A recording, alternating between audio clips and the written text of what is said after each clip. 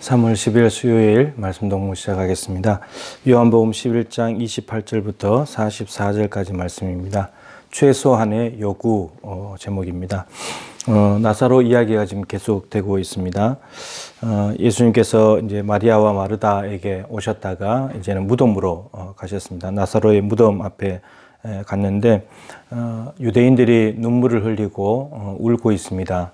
그리고 마리아도 마르다처럼 주께서 여기 계셨더라면 오라비가 죽지 않았겠습니다. 이렇게 이야기를 합니다. 그래서 이 마리아도 여전히 이제 주님 그때 오시지, 그때 오셨더라면 괜찮았을 텐데 마르다하고 똑같은 얘기를 했죠. 근데 마르다는 이제라도 뭘 할 줄로 믿습니다. 이렇게 말했는데 마리아는 그 고백은 없어요.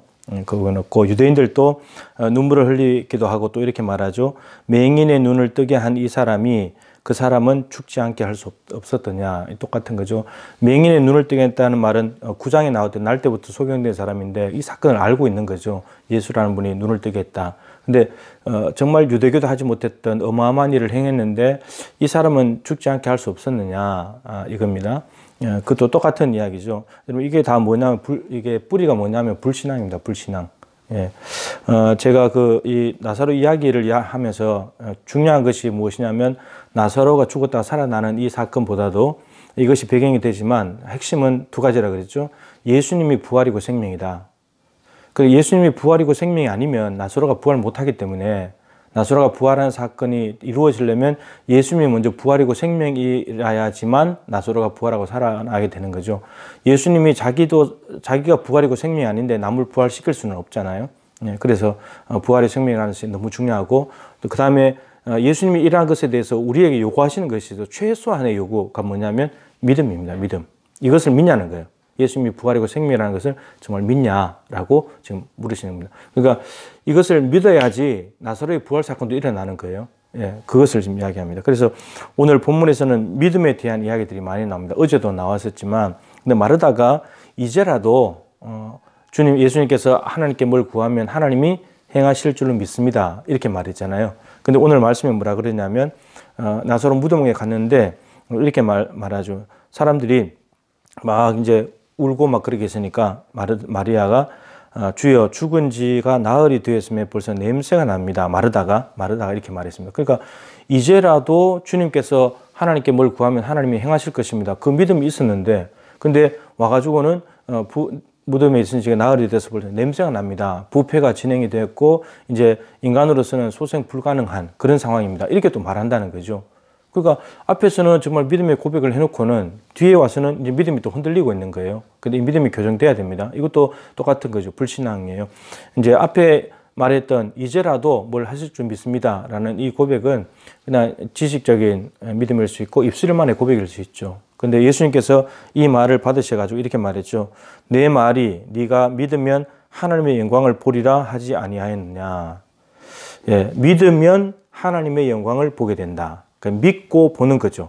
하나님의 영광은 믿음으로 보는 것입니다. 보고 믿는 것이 아니고 믿으면 영광을 봅니다. 근데 내 말이 그럼 이미 마르다에게 이 말을 하셨다는 거죠. 근데 정확하게 이 말을 한 건 없어요. 근데 어제 봤던 예수님 에고 에임이 나는 부활이도 생명이다. 거기에서 나를 믿는 자는 죽어도 살겠고 나사로에 대한 거라겠죠. 나사로가 죽었지만 주님을 믿는 자는 다시 살아나게 된다. 그리고 무릇 살아서 나를 믿는 자는 영원히 죽지 않는다. 그러니까 지금 예수님 믿고 있는데 안 죽고 죽지 않고 살아있는 사람들도 영원히 살게 된다. 이거죠. 그러니까 예수님을 믿으면 부활이요 생명을 믿으면 지금 죽었든지 살았든지 간에 모두가 영원히 살게 된다. 근데 마지막에 예수님이 질문을 끝났죠. 이것을 네가 믿느냐? 근데 이걸 믿으면 죽은 사람도 다시 살아나는 일이 있다는 말이죠. 그러니까 문자 그대로 이 말은 아니지만 예수님께서 마르다에게 했던 그 말씀 속에 이 말씀이 포함되어 있는 거죠. 네가 믿으면 나를 믿는 자는 죽어도 산다. 나사로가 네 오라비가 죽었지 않냐. 근데 나를 믿었기 때문에 살아난다. 지금 그게 된다. 이런 말이었잖아요. 그래서 예수님께서 이 말을 지금 반복하고 계시는 거죠. 그래서 근데 하나님의 영광은 하나님이 하시는 일, 하나님께서 우리에게 행하시는 놀라운 일인데 그것은 치유가 아니고 부활이었죠. 부활. 그래서 믿으면 주님이 부활이요 생명인 것을 믿으면 하나님의 영광, 나사로의 부활을 보게 된다. 이렇게 말씀하셨습니다. 그러니까 보고 믿는 것이 아니고 여러분 믿고 보는 것입니다. 그래서 우리에게 최소한 요구하는 것이 믿음이다라고 알 수 있죠. 그리고 뒤에 이제 실제로 이제 나사로를 부르시는데 이렇게 말씀하셨죠. 아버지 항상 내 말을 들으시는 것을 내가 알았나이다. 내 말 들으신 것을 감사합니다. 이것은 나사로를 살려주실 것에 대해서 예수님이 나사로 보고 나사로에 나오라고 할 텐데 그것을 하나님이 이미 들으시고 그것을 이루어 주실 것에 대한 미리 감사하는 거예요. 예수님은 알고 있으니까. 예수님 자신이 부활이고 생명이니까 그것이 가능하다라는 거죠. 그러면서 내가 왜 이 말을 하느냐. 내 말 들으신 것을 감사한다. 이 말을 왜 하냐 하면은 아버지께서 나를 보내신 것을 그들로 믿게 하려 함이라. 내가 죽은 자도 살리시는 이 예수님 이 자신이 하나님이 보내신 분이라는 걸 저들로 좀 믿게 하려고. 그러니까 지금 예수님께서 저들에게 요구하시는 하나님이 저들을 살리시는 최소한의 요구가 뭐냐면은 믿음이라는 거야. 믿음. 믿으면 영광을 본다는 거. 똑같은 말이죠. 마르다도 이제라도 뭘 할 줄은 믿습니다. 그랬는데 그 믿음 변치 말고 끝까지 가면 좋겠다. 이것이고요. 그래서 예수님을 하나님이 보내셨다는 믿음, 우리를 위해서 보내셨다는 믿음, 이것을 최소한 요구하시고 이런 하나님을 쉴 새 없이 끊임없이 믿어드리는 것이 바로 우리가 예수님의 생명을 얻는 것과 똑같은 것이다. 이런 말씀입니다.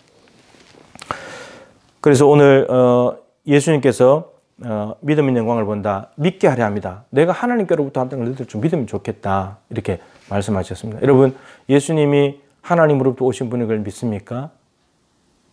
우리를 위해서 하나님이 예수님을 보내주셨다는 사실을 믿으십니까? 근데 그 분이 부활이요 생명이라는 것, 그리고 그 부활과 생명을 우리가 믿을 때 그 부활과 생명이 우리의 것이 된다는 것, 여러분 거기까지 믿으십니까? 거기까지 믿었으면 좋겠습니다. 입술의 고백이 아니고 실제로. 그렇게 된다면 어떻게 되냐면 죽음도 이기는 거죠. 죽음이 두렵지 않는 거죠. 죽어도 부활이 있으니까. 우리가 고난 때문에 힘들어하지만 그러나 죽는다고 할지라도 부활이 있으니까요. 부활이 없다면 절망이지만 부활이 있다면 우리는 죽음도 두려워하지 않고 믿음의 길을 갈 수 있어야 되겠다라고 하는 것입니다. 하나님이 우리에게 요구하시는 최소한의 요구, 너 믿음 좀 가져라. 믿음 좀 가져라. 예. 믿으면 하나님의 영광을 보게, 하나님이 하시는 일들을 삶의 현장 속에서 보게 될 것이다. 그래서 최소한의 요구, 믿음을 가지고 하나님의 영광을 끊임없이 날마다 보게 되는 은혜가 있기를 주님의 이름으로 축복합니다.